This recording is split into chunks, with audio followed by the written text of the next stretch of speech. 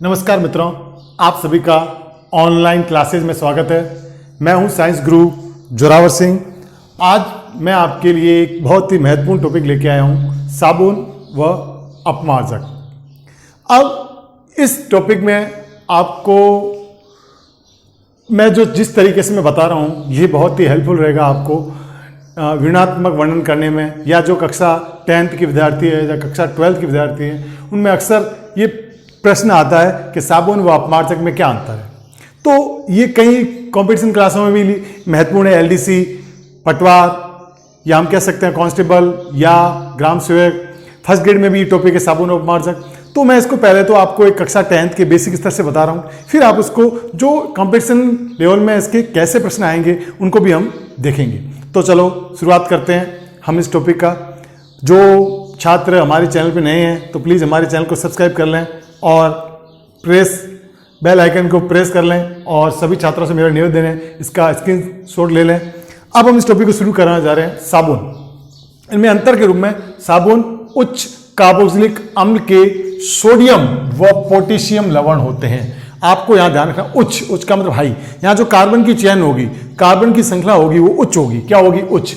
यहां पे COO ये कार्बोक्सिलिक समूह है, कार्बोक्सिलिक समूह, और यहां पे R का मतलब है एल्किल, जो उच्च अधिक कार्बन की श्रृंखला को बताते हैं। यहां उच्च का मतलब है अधिक लंबी कार्बन श्रृंखला वाले कार्बोक्सिलिक अम्ल के सोडियम व पोटेशियम लवण होते हैं। अब अगर अपमार्जक को पूछा जाए तो अपमार्जक में ये लिखना है उच्च कार्बोक्सिलिक अम्ल के सल्फेट, ये सल्फेट है, सल्फेट, SO4 को बोलते हैं सल्फेट, और SO3 को बोलते हैं सल्फोनेट, सल्फोनेट लवण होते हैं।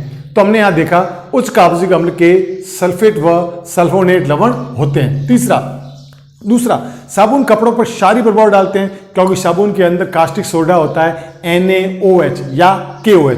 साबुन बनाने में दो तत्वों का यूज करते हैं, NaOH और KOH। ये दो प्रकार के हम क्षार का यूज करेंगे।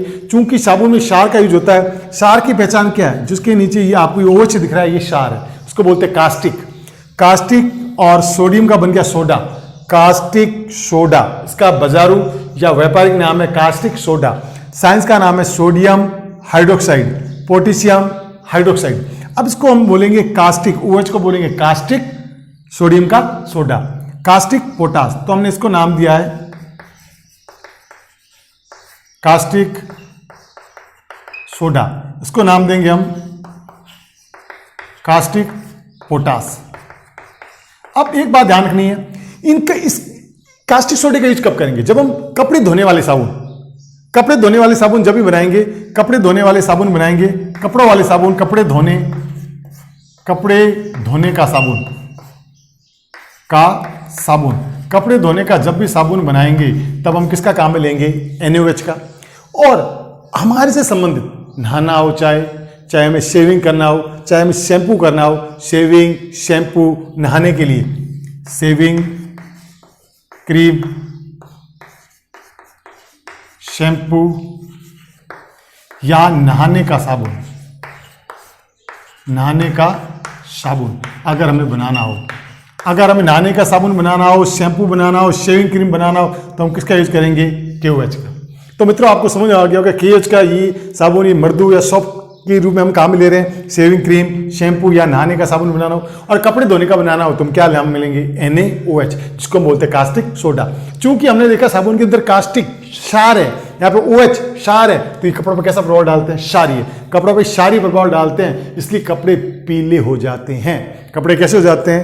पीले हो जाते हैं। दूसरा हम देख रहे हैं अपमार्जक में क्षार होता ही नहीं है, तो कपड़ों पर क्षारीय प्रभाव नहीं डालेंगे और कपड़ों की चमक क्या रहेगी? बरकरार। कपड़ों की चमक बरकरार रहेगी। किसमें? अपमार्जक में। अपमार्जक कपड़ों पर क्षारीय प्रभाव नहीं डालते, ये कपड़ों पर क्षारीय प्रभाव नहीं डालते। तीसरा अंतर, जो साबुन होते हैं वो हम कह सकते हैं कठोर जल में अप्रभावी। कठोर जल क्या होता है? जो हम हैंडपंप का पानी, या हम गांव में जो हैंडपंप का नलकूप का पानी लेते हैं, अगर उस पानी को हम लें किसी भी परख नली में, तो हम देखेंगे अगर उसमें साबुन का टुकड़ा डालेंगे तो साबुन का टुकड़ा उसमें घुलेगा नहीं, नीचे दही की तरह जमा रहेगा। उसको बोलते हैं अविलेय। क्या बोलते हैं? अविलेय पदार्थ। और ये अविलेय पदार्थ, इस अविलेय पदार्थ को हम बोलते हैं साइंस की भाषा में अवक्षेप, बोलते हैं अवक्षेप। अवक्षेप, अवक्षेप क्या होता है? कठोर जल, जो हैंडपंप पानी जो कठोर जल होता है उसमें सोडियम या कैल्शियम या मैग्नीशियम, कैल्शियम व मैग्नीशियम के कार्बोनेट घुले रहते हैं। कैल्शियम व मैग्नीशियम के कार्बोनेट, हम कह सकते हैं कैल्शियम व मैग्नीशियम के लवण घुले रहते हैं। कैल्शियम व मैग्नीशियम के जो लवण घुले रहते हैं उनके अंदर बड़ी दिक्कत आती है। उन पानी के अंदर, उसे हम कठोर जल कहते हैं, उसके अंदर साबुन नहीं घुलता। साबुन घुलता नहीं तो क्या करता है? साबुन कैल्शियम व मैग्नीशियम के जो आयन होते हैं उनके साथ एक लवण बनाता है। वो लवण उस पानी में घुलता नहीं और वो लवण कैसा होता है? अविलय। उसको हम क्या बोलते हैं? अवक्षेप। इसका मतलब साबुन कठोर जल में नहीं घुलेगा, क्योंकि कठोर जल में कैल्शियम व मैग्नीशियम के आयन घुले रहते हैं। जब कैल्शियम व मैग्नीशियम के आयन घुले रहते हैं तो इस जल को हम क्या बोलते हैं? कठोर जल। अब एग्जाम में सवाल आता है जल की कठोरता। कठोरता दो प्रकार की होती है, स्थायी व अस्थायी। स्थायी व अस्थायी। स्थायी कठोरता होती है जो गर्म करने से दूर नहीं होती। अस्थायी कठोरता होती है जो पानी को गर्म करते क्या हो जाती है? दूर। तो जल की कठोरता दो प्रकार की है, स्थायी व अस्थायी। अगर हम जल की कठोरता की बात करें, जल की कठोरता कितने प्रकार की है? दो। एक कठोरता है स्थायी कठोरता और दूसरी कौन सी है? अस्थायी कठोरता। तो हमने यहां देखा पानी में दो प्रकार की कठोरता है, स्थायी व अस्थायी कठोरता। स्थायी और अस्थायी। अस्थायी कठोरता किससे दूर होगी? गर्म करने से पर केवल गर्म करने पर दूर हो जाएगी। और ये गर्म करने पे दूर नहीं होगी, इसमें हम धोने का सोडा डालेंगे जब जाके ये क्या होगा? दूर। तो स्थायी कठोरता को दूर करना है तो हम क्या काम में लेंगे? धावन सोडा। क्या काम में लेंगे? धावन सोडा, जिसका फॉर्मूला होता है Na2, मैंने लिखा होगा Na2CO3। ये सोडा S है। इसमें जब पानी के 10 अणु मिला देते हैं तो ये बन जाता है धोने का सोडा। तो हम धावन सोडा डालेंगे तो पानी की स्थायी कठोरता दूर कर सकते हैं। अस्थायी कठोरता होती क्या है? जिसमें या तो हाइड्रोक्साइड आयन या कार्बोनेट आयन, बाइकार्बोनेट आयन घुले हो, या तो हाइड्रोक्साइड आयन या बाइकार्बोनेट, उसको हम बोलेंगे अस्थायी कठोरता वाले। अगर किसी पानी में कैल्शियम और मैग्नीशियम की हाइड्रोक्साइड वो बाइकार्बोनेट आयन घुले हुए हैं, इसका क्या मतलब है? अगर हम मान लेते हैं Mg2, या तो ये घुला हुआ है, या MgHCO3 ये घुले हुए, इसका क्या मतलब है? इसको बोलेंगे मैग्नीशियम बाइकार्बोनेट। इसको हम बोलेंगे मैग्नीशियम हाइड्रो ऑक्साइड। क्या आपके सामने लिखा हुआ है? अगर हम बात कर रहे हैं बाइकार्बोनेट की, तो यहां पे मैंने बाइकार्बोनेट लिखा हुआ है, बाइकार्बोनेट। तो ये बाइकार्बोनेट या हाइड्रोक्साइड आयन अगर घुले रहेंगे पानी के अंदर, या अगर ये पानी में आयन घुले रहेंगे तो इसका मतलब हम कहेंगे पानी में कौन सी कठोरता है? अस्थायी कठोरता। अगर पानी के अंदर क्लोराइड आयन घुले हुए, क्लोराइड, अगर किसी पानी के अंदर जैसे MgCl2 ये क्लोराइड आयन घुला हुआ है तो उसको बोलेंगे स्थायी कठोरता। तो आपको सीधा ध्यान रखना है, स्थायी कठोरता में क्लोराइड होगा और अस्थायी कठोरता में क्या होगा? या तो हाइड्रोक्साइड आयन होंगे, या आयन होंगे OH, या होंगे HCO3, या होंगे CO3। ये आयन या तो होंगे हाइड्रोक्साइड आयन, या ये होंगे, या ये होंगे, ये आयन होंगे आप इसके अंदर। अगर हाइड्रोक्साइड आयन होंगे तो अस्थायी कठोरता है, बाइकार्बोनेट आयन है तो भी अस्थायी कठोरता है, और कार्बोनेट आयन है तो भी अस्थायी कठोरता। अब होगा क्या? जैसे इसको गर्म करेंगे यहां से CO2 बाहर निकल जाएगी, यहां से भी CO2 बाहर निकल जाएगी और उसमें से पानी बाहर निकल जाएगा। तो ये कैसा हो जाएगा? स्थायी कठोरता। कैसी हो जाएगी? स्थायी। अगर हम यहां पे देखें तो हम सीधे शब्द में ये देख सकते हैं कि जो अस्थायी कठोरता हुई कार्बोनेट व बाइकार्बोनेट आयनों के कारण होती है। कार्बोनेट व एक्चुअल में अस्थायी कठोरता इन दोनों आयनों के कारण होती है, कार्बोनेट व बाइकार्बोनेट। क्लियर? जब इसको हम गर्म करेंगे तो CO2 क्या निकल जाएगी? बाहर। तो पानी मृदु हो जाएगा, सॉफ्ट हो जाएगा, सरल हो जाएगा। और इसमें किसके कारण होती है? क्लोराइड। किसके कारण होती है? क्लोराइड, जो गर्म करने पर दूर नहीं होती, जिसको हम धावन सोडा यूज करके, धावन सोडे का प्रयोग करके दूर करते हैं। तो पानी में कठोरता कितने प्रकार की? दो, स्थायी और अस्थायी। अब साबुन कठोर जल में अप्रभावी है, ये कठोर जल में अप्रभावी, इसका मतलब कठोर जल में जो आयन घुले रहते हैं उसके साथ ये अविलय लवण बनाते हैं। अविलय लवण को क्या बोलते हैं? अवक्षेप। अवक्षेप बनाते हैं, इसलिए कठोर जल में झाग नहीं देता। अविलय लवण बनाते हैं इसलिए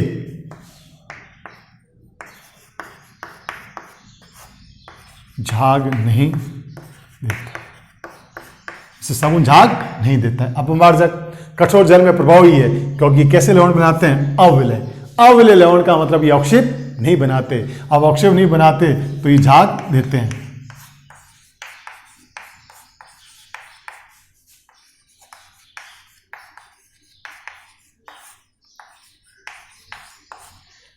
झाग देते हैं। क्लियर?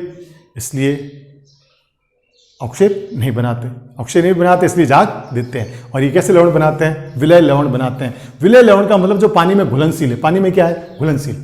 अब नेक्स्ट, साबुन जैव निम्नीकरणीय है और अपमार्जक अजैव निम्नीकरणीय। इसका क्या मतलब है? निम्नीकरणीय पदार्थ होते हैं जो सूक्ष्म जीवों द्वारा अपघटित हो जाते हैं, जो जीवाणु द्वारा अपघटित हो जाते हैं। अगर मैं बात प्लास्टिक की थैली, प्लास्टिक की बोतल, कागज, कपड़ा फेंक दूं तो मैं 1 महीने बाद देखता हूं कागज और कपड़े की तो लुगदी बन जाती है और मिट्टी मिल जाता है। लेकिन प्लास्टिक की बोतल, प्लास्टिक की थैली वैसी की वैसी मौजूद रहती है। क्यों? क्योंकि जो पृथ्वी या जो भूमि पर जो जीवाणु है, जो सूक्ष्म जीव है, इन पदार्थों का अपघटन नहीं कर सकते, अपघटन नहीं कर सकते। जिन पदार्थों का अपघटन नहीं कर सकते उसको बोलते हैं अजैव निम्नीकरणीय, और जिन पदार्थों का अपघटन हो जाता है उसको बोलते हैं जैव निम्नीकरणीय। ऐसे पदार्थ जिनका सूक्ष्म जीवों द्वारा अपघटन हो जाता है जैव निम्नीकरणीय, जैसे कागज, कपड़ा, और जिनका अपघटन नहीं होता जैसे प्लास्टिक की बोतल, प्लास्टिक्स, मोबाइल पार्ट्स, इनका अपघटन नहीं होता, इनको बोलते हैं अजैव निम्नीकरणीय। अगर हम सूखे पत्तियों की बात करें, टहनी की, ये भी जैव निम्नीकरणीय, इनका अपघटन हो जाता है। एक मैं आपको एग्जाम्पल दूं, किसी गाय ने मान लो दूध की थैलियां खा ली 5, कितनी थैली खा ली? 5, ठीक। तो गाय की थैली जैसे मुंह में जाएगी, थैली फट जाएगी, दूध उसके अंदर आएगा, दूध को गाय पचा लेगी, गोबर और पेशाब में क्या चला जाएगा? बाहर आ जाएगा पच के। लेकिन थैलियां उसके अंदर क्या हो जाएगी? जमा, क्योंकि थैलियों का अपघटन नहीं होगा। उन थैलियों को हम क्या बोलेंगे? अजैव निम्नीकरणीय। क्या बोलेंगे? अजैव निम्नीकरणीय। तो अगर साबुन का पानी हमने समुद्र में या नदियों में डाल दिया तो सूक्ष्म जीव इसको अपघटित कर देते हैं, जिससे साबुन के कारण नदियों का पानी प्रदूषित या गंदा नहीं होता। और अगर हमने अपमार्जक वाला पानी डाल दिया नदियों में तो उस पानी को सूक्ष्म जीव पचा नहीं पाएंगे, उस पानी को अपघटित कर नहीं पाएंगे, और वो पानी किसको प्रदूषित करेंगे? पर्यावरण को प्रदूषित करेंगे। तो ये पर्यावरण को प्रदूषण करते हैं, ये पर्यावरण का प्रदूषण नहीं करते। ये साबुन जैव निम्नीकरणीय है, अतः पर्यावरण हितैषी है। अपमार्जक अजैव निम्नीकरणीय है, अतः पर्यावरण प्रदूषण करते हैं। अब अगर आपको पूछा है धुलाई के हिसाब से बढ़िया कौन है, तो धुलाई के हिसाब से बढ़िया ये एक सारी प्रभाव नहीं डालते, कपड़े पीले नहीं होते, हाथ नहीं फटते, तो गृहिणी या महिला या धुलाई या औरतों के हिसाब से बढ़िया कौन सा है? अपमार्जक, डिटर्जेंट, जिसको सर्फ, निरमा, सर्फ एक्सेल कहते हैं। और कह सकते हैं पर्यावरण के हिसाब से बढ़िया कौन है? साबुन। अगर पूछा जाए पर्यावरण के हिसाब से बेहतर कौन है? साबुन, क्योंकि जैव निम्नीकरणीय है। और धुलाई के हिसाब से बढ़िया कौन है? तो हम कहेंगे अपमार्जक, जो कि कपड़ों पर क्षारीय प्रभाव नहीं डालते, इसमें सोडा नहीं होता, कास्टिक सोडा नहीं होता, इसमें क्षार नहीं होता, और ये कठोर जल में प्रभावी है, कठोर जल में घुलते हैं। ठीक, इस प्रकार हमने साबुन और अपमार्जक में अंतर के रूप में देखा। अब यहाँ में आप देखते हैं ये साबुन का फॉर्मूला है RCONA, साबुन का फॉर्मूला है। अब ये साबुन और अपमार्जक की गुणवत्ता बढ़ाने के लिए हम क्या करते हैं? अपमार्जक गुणवत्ता बढ़ाने के लिए हम अकार्बनिक फास्फेट और सोडियम परऑक्सीबोरेट मिलाते हैं। अपमार्जक की गुणवत्ता बढ़ाने के लिए हम अकार्बनिक फास्फेट व सोडियम परऑक्सीबोरेट मिलाते हैं। अगर आपको पूछा जाए ये कि सब अपमार्जक अजैव निम्नीकरणीय है, इसके उपाय के लिए हम क्या करेंगे? हम ऐसे अपमार्जक बनाएंगे जो कम शाखित श्रृंखला वाले होंगे, कम शाखित श्रृंखला वाले होंगे। उसका एग्जाम्पल हम कह सकते हैं ABS। ए का मतलब एल्किल बेंजीन सल्फोनेट। दोबारा सुन लो, कम श्रृंखला वाले alkyl benzene sulphonate, alkyl benzene sulphonate. हम यूज करेंगे एल्किल बेंजीन सल्फोनेट, हम इसका यूज करेंगे। तो कम शाखित एल्किल बेंजीन सल्फेट यूज करेंगे तो ये जैव निम्नीकरणीय बन जाएगा, पर्यावरण को प्रदूषित नहीं करेंगे। तो इस प्रकार मुझे उम्मीद है मैंने आपको साबुन और अपमार्जक बताया, जल की कठोरता बताई, कितने प्रकार की होती है, कैसे दूर करते हैं। कार्बोनेट और बाइकार्बोनेट के कारण होगी वो अस्थायी कठोरता है, और क्लोराइड आयन के कारण होगी स्थायी कठोरता है। अस्थायी कठोरता केवल गर्म करने से दूर होती है, और स्थायी कठोरता केवल और केवल हम उसमें कोई ना कोई प्रयोगशाला अभिक्रमक डालेंगे, कोई ना कोई पदार्थ डालेंगे, जब जाके स्थायी कठोरता दूर होगी। इस प्रकार हमने साबुन और अपमार्जक में अंतर देखा। मुझे उम्मीद है आपको ये टॉपिक पसंद आया होगा। अब साबुन में इसी तरह से एक साबुन में एक चीज और आती है, उसको भी हमें पढ़ना जरूरी है कि साबुन सफाई कैसे करता है। साबुन सफाई कैसे करता है इसको हमें पढ़ना बहुत जरूरी है। साबुन को जब हम कपड़ों पे मैल उतारते हैं उस समय साबुन किस प्रकार उस मैल को या गंदगी को या चिकनाई को हटा देता है, इसको हमें पढ़ना बहुत जरूरी है। तो आपको इसमें पढ़ने से पहले मैं आपको साबुन की जो संरचना है, साबुन का जो फॉर्मूला है उसको बताऊंगा। उसके बाद आपका क्लियर हो जाएगा कि साबुन कैसे सफाई करते हैं। तो आपको मित्रों ध्यान रखना है कि साबुन सफाई करते समय एक गोलाकार संरचना बनाता है। साबुन सफाई करते समय एक गोलाकार क्या बनाता है? संरचना। साबुन कपड़ों पर सफाई करते समय गोलाकार क्या बनाता है? संरचना। उस संरचना को हम क्या बोलते हैं? उस संरचना को हम बोलेंगे मिसेल। और आपको मिसेल की संरचना मैं बताने जा रहा हूं, मिसेल की संरचना। तो हम पहले यहां देखेंगे साबुन की संरचना। साबुन की जो संरचना होती है उसको हम लिखते हैं RCOONA। इस तरह से हम लिखते हैं साबुन की संरचना RCONA। यहां R का मतलब है एल्किल, कोई भी समूह ले सकते हैं, चाहे C17 चाहे C15। मैं लिख दिया C17H, लिख दिया 35। अब मैंने लिख दिया पीछे COONA, ये बन गया स्टेरिक अम्ल। क्या बन गया? स्टेरिक अम्ल। इसी तरह से हम पामेटिक अम्ल बना सकते हैं C15H31 COONA। तो इसको हम नाम देंगे पामेटिक अम्ल। ये पामेटिक अम्ल का साबुन है, ये स्टेरिक अम्ल का साबुन है, स्टेरिक। तो यहां पे मैंने 17 जो 15 लिए, ये 17 और ये 15, ये उच्च कार्बन को शो करते हैं। किस कार्बन को शो करते हैं? उच्च कार्बन को, मतलब अत्यधिक कार्बन को शो करते हैं। अब आपको यहां देखना है कि साबुन के अणु के अंदर 2 भाग होते हैं। कितने भाग होते हैं? 2। साबुन के अणु के अंदर 2 भाग होते हैं। उन दोनों भागों को आपको पढ़ना पड़ेगा कि साबुन के अणु में जो 2 भाग होते हैं किस प्रकार से साबुन की संरचना को हम करते हैं कंसीडर। उसको भी हम एक बार देख लेते हैं कि साबुन की संरचना जब भी हम देखेंगे तो आपको कुछ इस तरह से साबुन की संरचना को दिमाग में रखना पड़ेगा। अब हम यहां शुरुआत करते हैं साबुन के अणु की संरचना में। तो ये साबुन का जो अणु है, इसमें ये वाला जो पार्ट है, एक पार्ट ये है और एक पार्ट ये, 2। इस पार्ट को हम कहेंगे ये पार्ट, या हम कह सकते हैं साबुन के अणु में 2 भाग होते हैं। कितने भाग होते हैं? 2। साबुन के अणु में कितने भाग है? 2। एक भाग ये फर्स्ट और एक भाग ये सेकंड। साबुन के अणु में 2 भाग है। कितने भाग है? 2। तो साबुन का अणु के 2 भाग होते हैं, एक R वाला आगे वाला भाग और ये पीछे वाला। ये पीछे वाले भाग को हम बोलते हैं जल स्नेही भाग, और इसको बोलते हैं जल विरोधी भाग। इसका क्या मतलब है? हाइड्रोफोबिक और हाइड्रोलिक। अब इसका क्या मतलब है? जल स्नेही का मतलब ये भाग जल में घुलता है, ये भाग जल में घुलता है।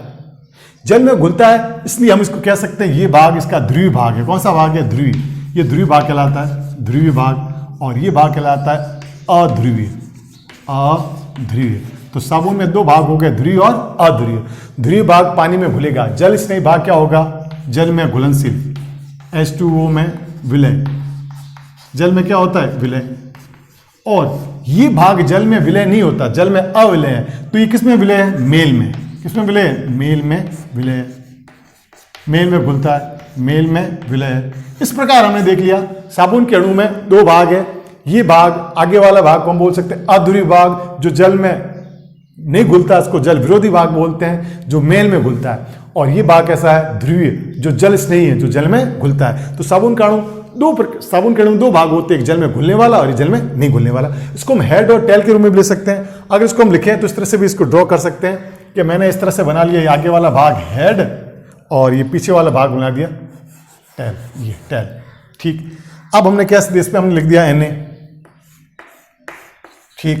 तो हम कह सकते हैं ये जल रागी और ये जल विरागी। बड़े मित्रों आराम से समझो, ये जल रागी और ये जल विरागी। जल रागी का मतलब ये जल में घुलेगा। तो इस साबुन के अणु के 2 भाग, एक सिर और पूंछ। एक को हमने सिर मान लिया और एक को हमने पूंछ भाग लिया। तो पूंछ तो जल में नहीं घुलेगी और सिर जल में घुल जाएगा। अब हम जब इसकी मैल की बात करेंगे, जब इस साबुन की सफाई करेंगे, तो मान लो इस तरह से हम यहाँ ड्रॉ कर देते हैं, ये मैल है साबुन के अंदर। हम बात कर धुलाई करते समय कपड़ों पे क्या है? मैल है। मैल के बाद में हमने बात कर रहे हैं इसकी कैसे ये सफाई करता है, कैसे संरचना बनती है, इसको हम देखते हैं।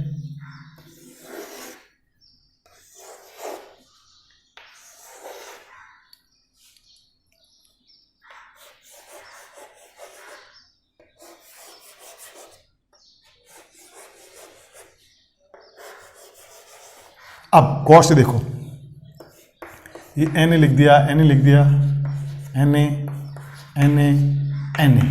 तो मैंने आपके सामने यह क्या बताया? ये मैल, बीच में कौन है? मैल। मान लो हम कपड़ों पे जब साबुन रखते हैं ये मान लो कपड़ों पे हमने साबुन रख दिया, क्या रख दिया, साबुन, साबुन रख दिया। साबुन के परिधि पे कौन सा होगा, एने वाला भाग, और केंद्र में कौन सा होगा, ये वाला भाग, पूंछ वाला भाग। तो साबुन में जो सिर है वो कहाँ रहेंगे, परिधि की ओर। और जब भी हम इसके चारों ओर पानी डालेंगे, क्या डालेंगे, पानी, ऐसे पानी डालेंगे, इस तरह से हमने इसमें पानी डाला, पास से परिधि, पास से पानी, तो हम लिख दिया परिधि।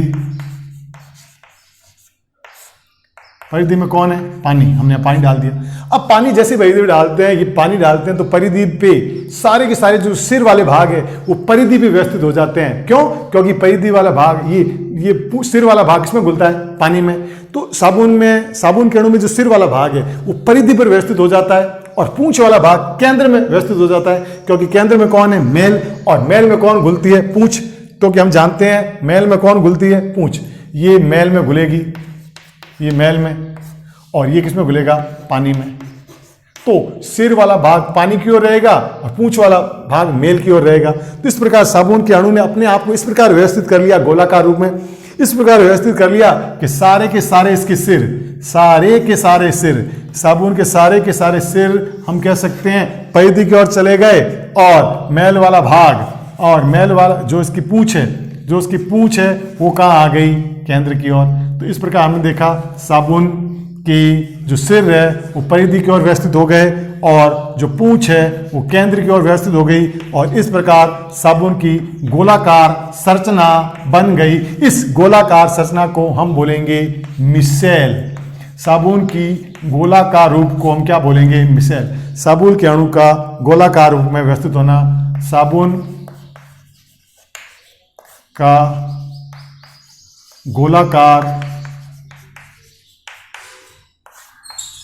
रूप क्या कहलाएगा, मिसेल। तो धुलाई करते समय साबुन का अणु इस प्रकार व्यवस्थित हो जाता है कि इसकी पूंछ वाला भाग जो कि मेल में घुलता है वो केंद्र की तरफ रहता है, ठीक, और इसका सिर वाला भाग जो कि पानी में घुलता है वो परिधि की ओर रहता है। इस प्रकार साबुन का अणु गोलाकार रूप में व्यवस्थित हो जाता है, जिसको क्या बोलते हैं, मिसेल।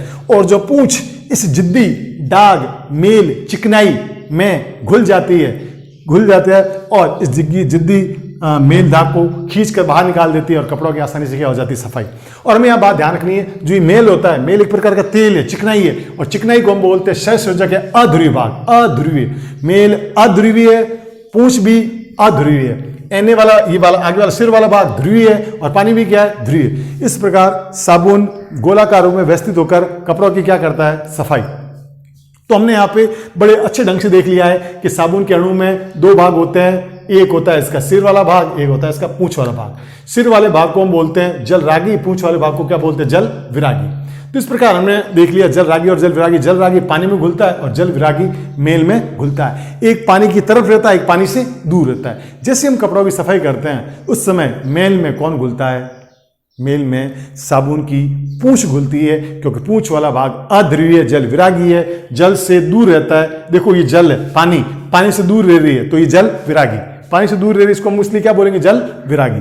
और ये पानी में घुल रहा है तो उसको बोलेंगे जल रागी। तो इस प्रकार से हम इसको लिख भी सकते हैं, जल रागी और जल विरागी। तो आप ये देख रहे हो, ये पानी में घुल रहा है तो ये हो गया जल रागी, ठीक, ओके।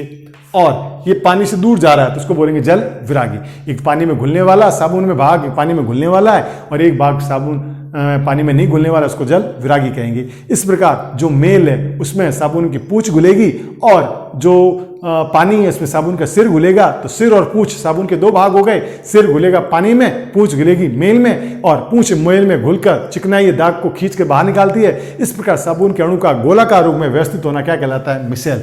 और मिसेल से ही द्वारा इस प्रकार साबुन कपड़ों की क्या करता है, सफाई। तो मुझे उम्मीद है आपको ये टॉपिक पसंद आया होगा। इसको लाइक करें, सब्सक्राइब करें, ज़्यादा से ज़्यादा शेयर करें। कक्षा 10th के विद्यार्थी उनके लिए बहुत ही महत्वपूर्ण है कि साबुन और अपारचक में अंतर। हर साल बोर्ड में ये प्रश्न आता है, तो आप साबुन और अपारचक में अंतर भी देख लें, और साबुन के अणु के दो भाग भी देख लें, और ये दो भाग में सिर और पूंछ किस प्रकार व्यवस्थित होते हैं और जिससे मिसेल बनती है, उस संरचना को भी देख लिए, उस चित्र को भी बना के आप एग्जाम में नंबर अच्छे अंक अर्जित कर सकते हैं। तो मुझे उम्मीद है आपको ये टॉपिक पसंद आया होगा। फिर मैं आपको अगले चैनल में एक नया बेहतरीन टॉपिक लेके आऊँगा। आप इसे लाइक करें, सब्सक्राइब करें। आप जितने ज़्यादा कमेंट करोगे तो मुझे इससे हौसला मिलेगा, मुझे इससे थोड़ा उत्साह मिलेगा, और मैं आपके लिए नित्य प्रतिदिन नए नए वीडियो बनाता रहूँगा। तो बेस्ट ऑफ लक, धन्यवाद, बाय। और छात्रों, चित्र का स्क्रीनशॉट ले सकते हैं जो छात्र नहीं हैं।